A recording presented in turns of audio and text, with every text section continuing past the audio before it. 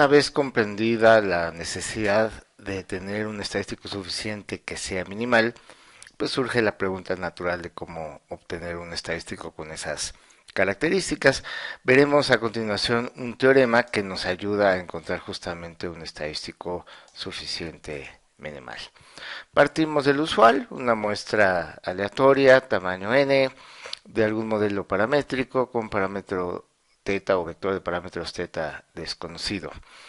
Igualmente, pues ya sabemos que podemos obtener fácilmente la densidad o masa de probabilidades conjunta de la muestra por medio de este producto de marginales. Un teorema que nos ayuda a encontrar estadísticos suficientes minimales es el que se conoce como teorema de Lehmann-Scheffé, ¿no?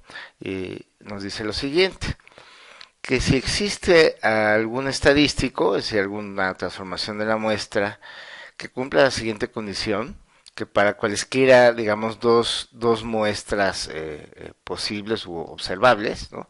A la hora de hacer el cociente, ¿no?, de la distribución conjunta de la muestra valuada en una y en otra muestra, ¿no? Si este cociente no depende de teta cuando cierta transformación, en este caso la que define un estadístico en la muestra X, es igual a la transformación de la muestra Y, entonces lo que tenemos es un estadístico suficiente minimal para teta. Entonces, para ocupar este teorema, la demostración la veremos en la clase presencial. Ahorita nada más la idea es explicar qué nos ofrece el teorema y ver un ejemplo, ¿no?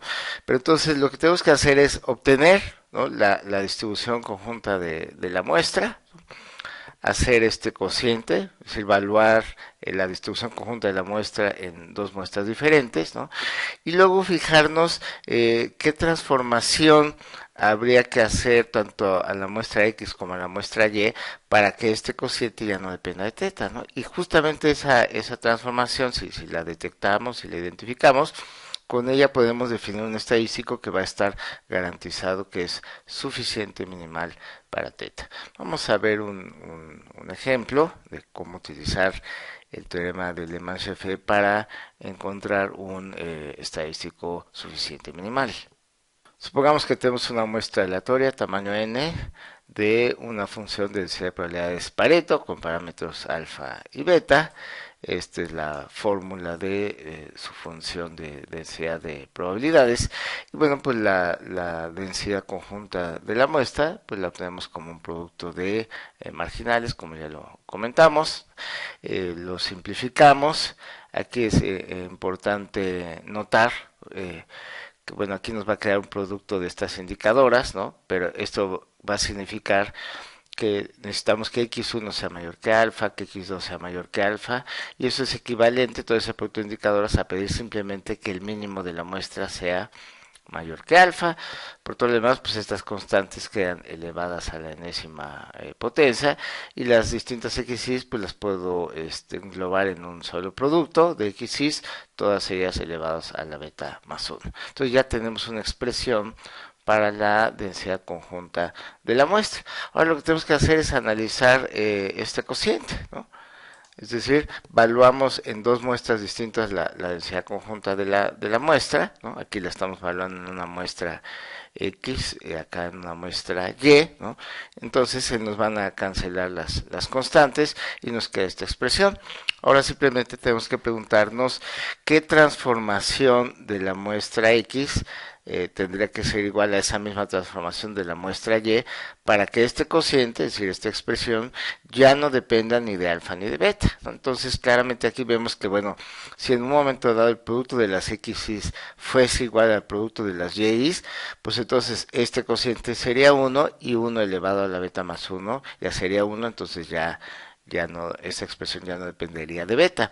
Igualmente, si tenemos que el mínimo de la muestra X es igual al mínimo de la muestra Y, pues entonces igualmente esto se cancela y entonces ya tenemos una expresión que no dependería ni de alfa ni de beta.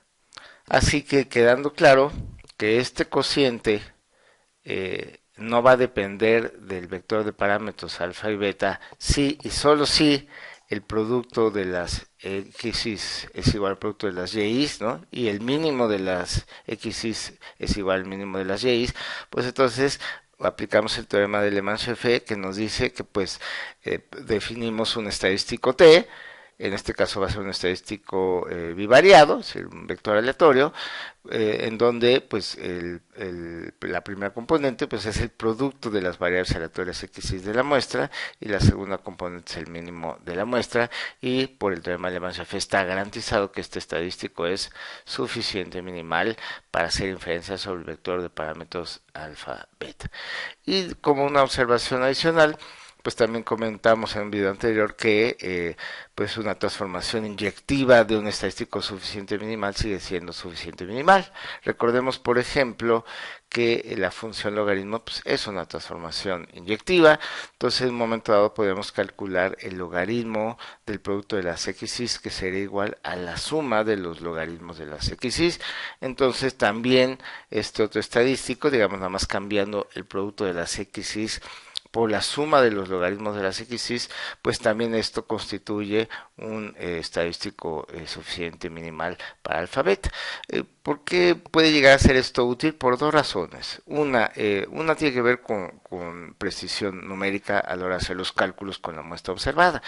Cuando tenemos un producto de n valores, por ejemplo, si los valores observados de las x's son mayores que 1, pues para ciertos valores de n pues suficientemente grandes, esto ya puede ser un número muy muy grande y computacionalmente difícil de controlar su precisión.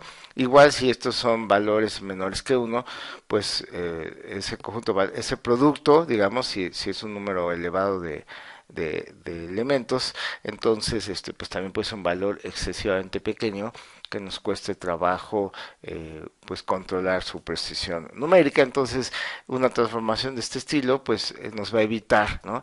la función, la transformación logaritmo de los valores me va a evitar que los valores sean demasiado grandes o demasiado pequeños, y esta suma pues va a ser un valor mucho más manejable computacionalmente que este. Esa es una razón por la cual puede ser interesante transformar un estadístico suficiente minimal en otro mediante alguna transformación inyectiva.